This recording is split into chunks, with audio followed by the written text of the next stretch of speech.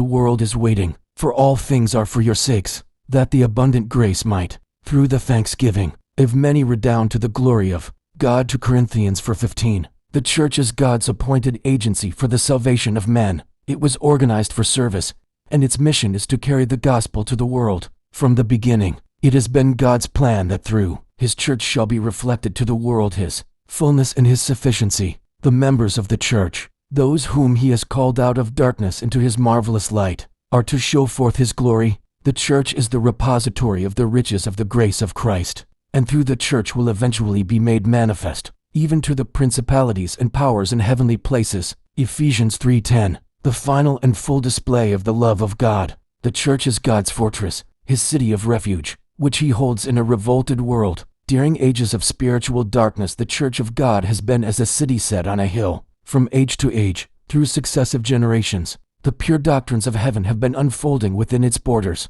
Enfeebled and defective as it may appear, the church is the one object upon which God bestows in a special sense His supreme regard. It is the theater of His grace, in which He delights to reveal His power to transform hearts. As the rays of the sun penetrate to the remotest corners of the globe, so God designs that the light of the gospel shall extend to every soul upon the earth. At this time, when the enemy is working as never before to engross the minds of men and women, we should be laboring with increasing activity, diligently, disinterestedly. We are to proclaim the last message of mercy in the cities and the highways and byways. All classes are to be reached. As we labor, we shall meet with different nationalities. None are to be passed by unwarned. The Lord Jesus was the gift of God to the entire world, not to the higher classes alone, and not to one nationality, to the exclusion of others. His saving grace encircles the world.